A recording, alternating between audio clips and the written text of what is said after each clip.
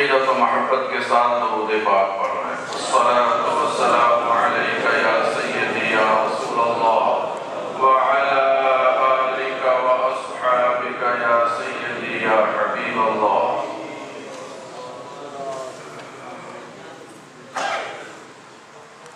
حضرات گرامی،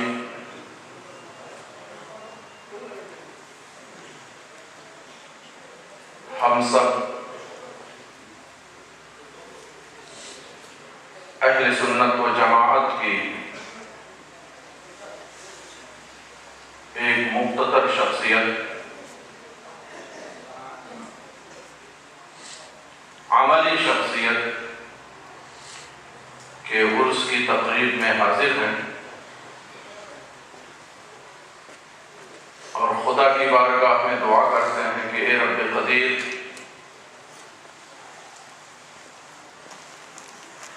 جس طریقے سے ہمارے بزرگوں نے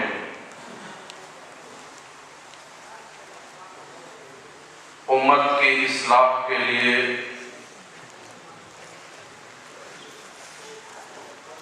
ہمادم کوشاں رہے ہیں،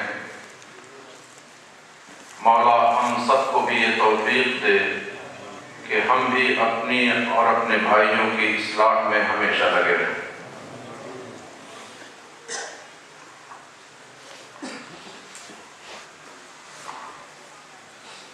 حضرات گرامی، آج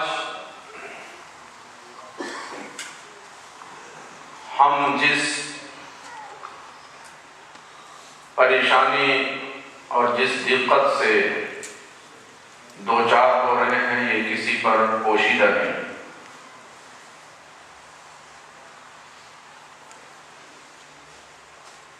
ان پریشانیوں کا علاج، ان آفتوں کا مداوع مختلف طریقے سے اساتذہ امت نے پیش فرمایا ہے۔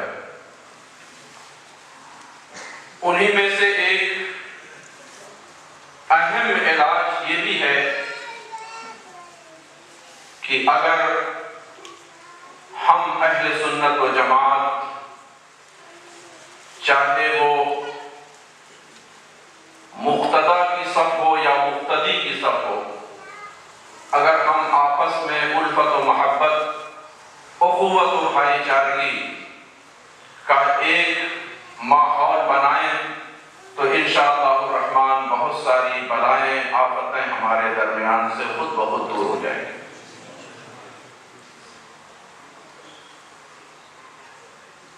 حضرت امام زرقانی نے شرح المواہب لدنیا جلد 8 میں یہ روایت تحریر فرمائی ہے کہ مصطفیٰ جان رحمت صلی اللہ تعالی علیہ وسلم ایک بار خواب سے بیدار ہوئے تو مسکرا رہے۔ حضرت فاروق اعظم عمر بن خطاب رضی اللہ تعالی عنہ نے عرض کیا، یا رسول اللہ، اس مسکراہٹ میں حکمت کیا ہے؟ میرے آقا نے ارشاد فرمایا، میں نے خواب میں دیکھا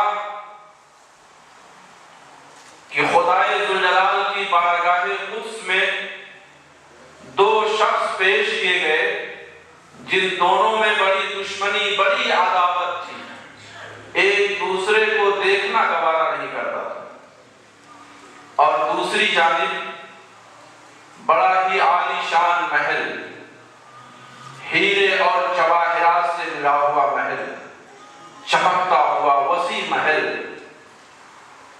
میں نے پروردگار کی بارگاہ میں عرض کیا، مولا، یہ عالی شان محل، یہ چمکتا ہوا کشادہ محل، یہ تیرے کسی نبی کے لیے بنایا گیا؟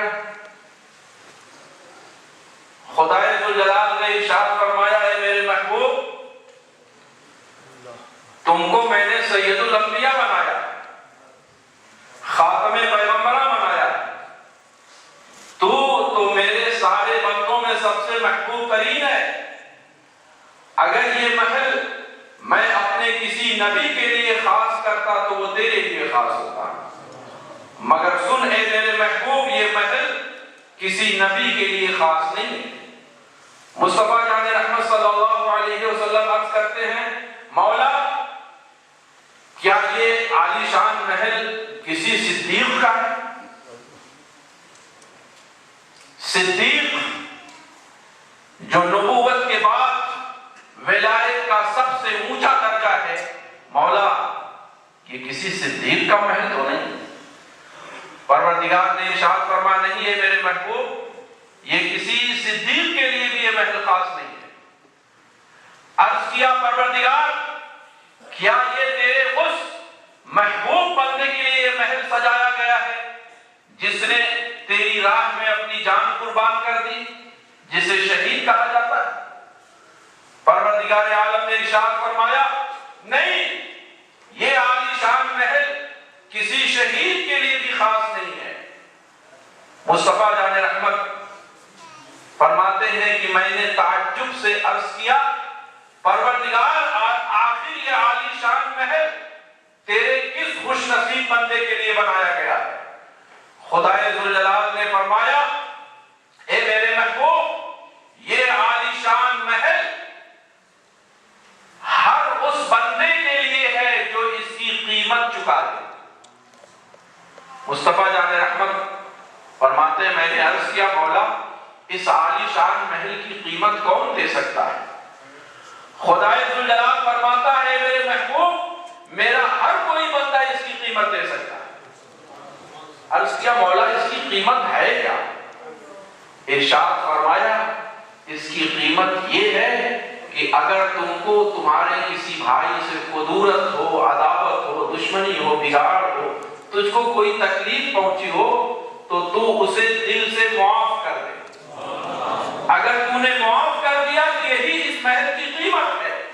وہ دونوں بندے جو کھڑے تھے رونے لگے اور ایک دوسرے سے گلے ملنے لگے، اے میرے بھائی میں نے تیرا قصور معاف کیا، وہ بھی کہتا ہے بھائی میں نے بھی تیرا قصور معاف کیا۔ خدائے ذوالجلال کی رحمت جوش میں آئی، ارشاد فرمایا، فَأَدْخِلْ مَعَكَ فِي الْجَنَّةِ، اے میرے بندے اس کا ہاتھ پکڑو اور ساتھ ہی ساتھ اس جنت میں داخل ہو جاؤ۔ آج ہمارے اندر جو اختلاف و انتشار ہے، اصول میں کم اور فروع میں بہت زیادہ، یہ بہت بڑا المیہ ہے۔ اور کچھ الفاظ ہم لوگوں نے ایک عام کر رکھا ہے کہ بے محل اس کو استعمال کرتے ہیں اور اسی میں اپنی شان سمجھتے ہیں۔ یہ دیکھو حضرت بایزید بستامی رحمت اللہ تعالیٰ علیہ نے اس روایت کو شیخ اسماعیل حقی نے اپنی تفسیر روح البیان میں نقل کیا کہ حضرت بایزید بستامی رضی اللہ تعالیٰ عنہ کی شخصیت معمولی شخصیت نہیں ہے۔ ان کے حالات میں آتا ہے کہ ایک مرتبہ عراق میں قحط پڑا، لوگ پریشان ہیں، بچوں کو اپنی ماؤں سے دودھ نہیں مل رہا ہے، جانوروں کو چارہ نہیں مل رہا ہے، ہر ایک پریشان ہے، بارش نہیں ہو رہی ہے، دعائیں ہو رہی ہیں، نماز استسقاء ادا کی جا رہی ہے، بارش نہیں ہو رہی۔ ایک جمع غفیر دعا کے لیے جمع ہے، ایک بوڑھا سفید داڑھی والا شخص ادھر سامنے سے آ رہا ہے۔ کچھ لوگوں نے کہا بھئی وہ بزرگ جو آ رہے ہیں ان سے دعا کی درخواست کی جائے، شاید خدائے قدوس ان کی دعا کی برکت سے بارش نازل فرما دے۔ جب وہ قریب آئے، درخواست پیش کی گئی، انہوں نے معذرت کی، پھر اصرار ہوا، انہوں نے ہاتھ دعا کے لیے اٹھا دیا، بڑی مختصر دعا کی، مولا تیری بارگاہ میں میں اس امانت کا وسیلہ پیش کرتا ہوں جو میری آنکھوں میں پوشیدہ ہے، مولا اس امانت کے وسیلے سے تو بارش نازل فرما۔ دعا کی، ہاتھ پھیرا منہ پہ، ادھر بادل اٹھا اور تھوڑی ہی دیر میں جل تھل ہو گیا۔ لوگ حیرت میں پڑے ہوئے ہیں کہ اتنی لمبی لمبی دعائیں ہوئی، ایک تو بڑی شارٹ دعا ہوئی اور بارش ہو گئی۔ بعض احباب نے ان سے اصرار کیا کنارے میں، حضور یہ ہم سمجھ نہیں سکے آپ کی آنکھ میں کون سی امانت پوشیدہ ہے جس کے وسیلے سے آپ نے دعا کی۔ جب اصرار بڑھا تو فرمایا، میں نے اپنی ان آنکھوں سے بایزید